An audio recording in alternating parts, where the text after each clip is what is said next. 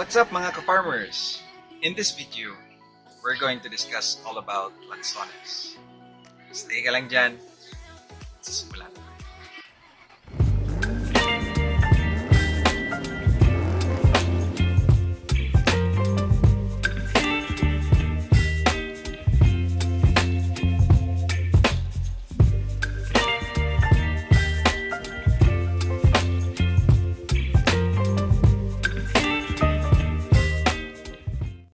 Welcome back guys sa channel natin.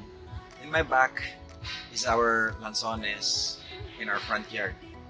It's been with us for approximately 15 years. Quite recently, nag-harvest ako ng mga fruits ng Lansones natin. So, ang variety naman nito is Duco. Grafted when we planted it. And you can see how big it is right now. Let me show you that tank. That's our water tank there. You can see that these trees have grown tall. It's because ito ay naghahanap ng sunlight. And in this area where it was planted, medyo shady kasi on this side here, may structure kasi na boarding house na kapitbahay natin. So the only way it can get sunlight is on the other side. It gets sunlight around 10 a.m.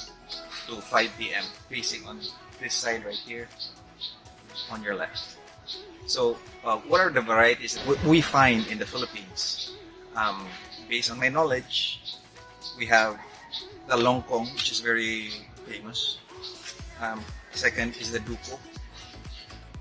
The third one, may Davao, but I don't know if it's a native variety in Davao. There's also in Camiguin. Davao and Camiguin are native varieties. The Duco and the Longkong are imported ones from Thailand, which was imported and grown in the Philippines. So what I have is a Duco variety. What's best to plant? Personally, depende lang.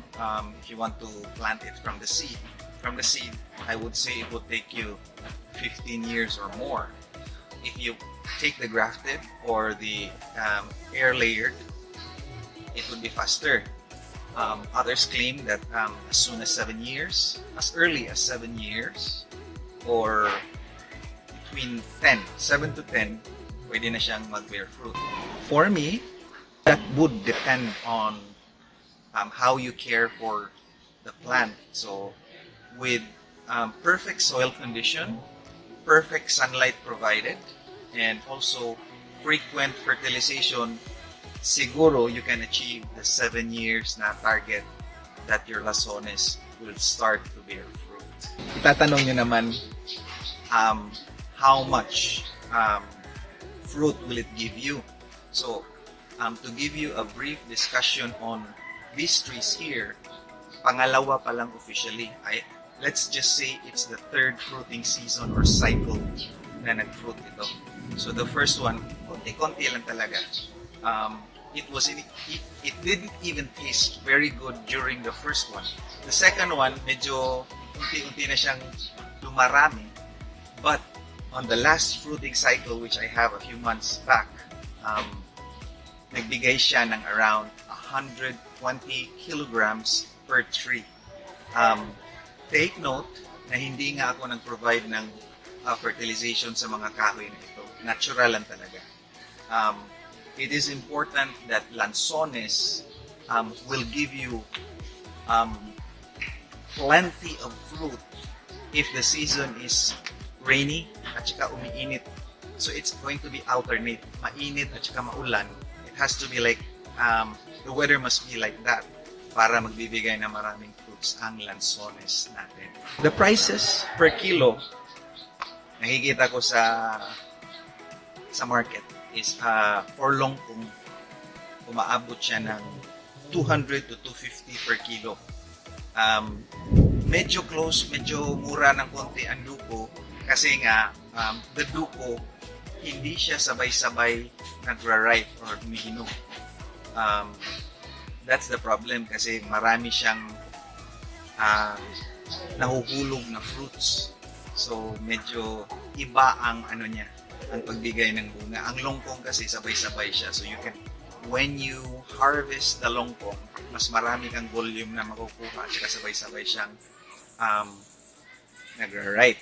However, for the duko, hindi siya sabay-sabay mo makukuha. At saka, please highlight na may dalawang test nito every day. I mean, yeah, every day pag meron ka ng fruits sa kahoy. During the day, may mga ibon. Lagi nilang tinutuka ang fruits mo, kaya nahuhulog, particularly the duko. During nighttime naman, you have bats. I have bats here. Kaya marami ring nasasayang nahuhulog na fruits. So, those are the two pets. To prevent that, the setup you must have a net around. If you have the manpower, you must have a net around your trees. If you can set it up, you will save more of the fruits that you have. If you have the budget, it's best to check or have your soil fertility examined sa Department of Agriculture if it's acidic or alkaline. Fertilization naman ito, you can use complete fertilizers. I would recommend at least once a month na binibigyan nyo siya ng fertilizers sa lupa. So you can place it in a ring type. So if this is your tree, ilagay nyo sa around 1 meter distance from the trunk of the tree. Once a month, pwede na yun. Paunti-unti nga lang. If it's the first year, pwedeng isang fistful of fertilizers, and then as the years goes by, you can increase that.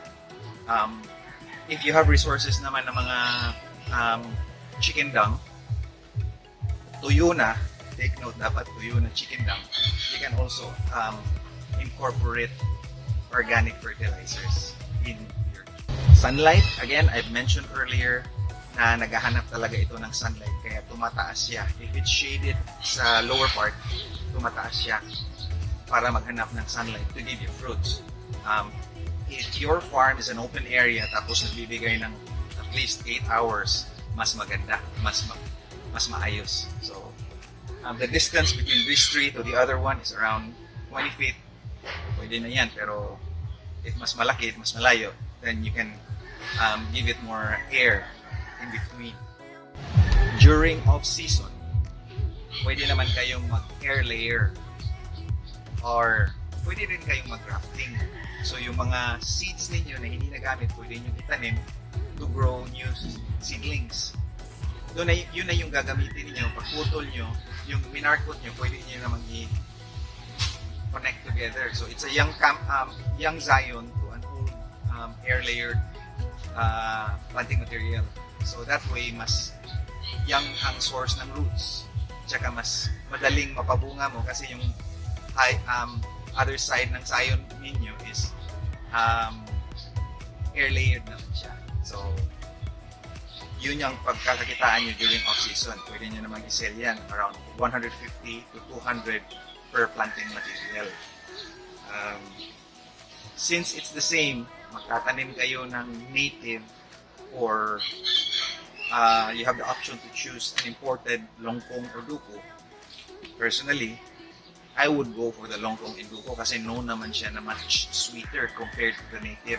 Ang native kasi, the taste is sour or sweet. Yun lang yung options nyo.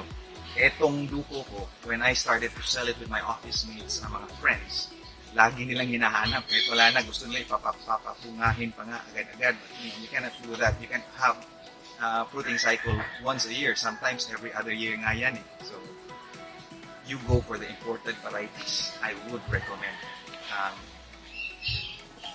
If you have resources sa longkong or duko, you have both na lang.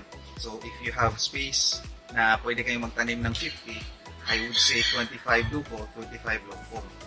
So, para naman ma-compare ninyo, at saka malaman ninyo na iba't iba strength and weakness ng varieties na ito. Sa storage naman ng fruits, itong duko ko, if early mo siyang i-pick, matamis din naman siya, but you can store it a week's time. So, masarap pa rin kahit 1 week. But if you harvest it na malapit na talagang starting to ripe na siya sa trees, then you only have a storage shelf life of 3 days. So, masisira na siya after 3 days. So you have to dispose of the fruits. So yun lang ang experience ko dito. If your Lansones trees are not bearing fruit, pwede ka rin mag-introduce ng stress. You can prune. No? Pag pinuprune mo kasi yung kahoy, nag-i-induce ka ng stress ng kahoy. Kaya nagbibigay siya ng fruit. It's a natural reaction ng isang tree na pag pinuputol mo, binibigyan mo siya ng stress, pinuprune mo siya, you're allowing more sunlight to get in, tsaka nagsistress siya. So, she will try to survive and bear a lot of fruit. So, para mabubuhay pa yung kahoy or life cycle niya, it will be continuous. Mamamatay man yung kahoy, nagbibigay siya ng maraming fruit just to ensure na may bagong tutubo at mabubuhay pa rin ang variety ng kahoy nito. Yun yung concept ng inducing stress sa mga trees, kaya namumulaki. Okay. If you enjoy this video, if you want to ask more questions, put it in the comments box. If you have inquiries, pwede rin. Welcome tayo ng mga suggestions. Maybe nagkamali ako sa mga paggawa ng videos na ito. Please do so. Sharing tayo ng information so that others will also learn. Salamat sa pag-watch ng videos na ito. Share it to your friends who intend to plant lansones.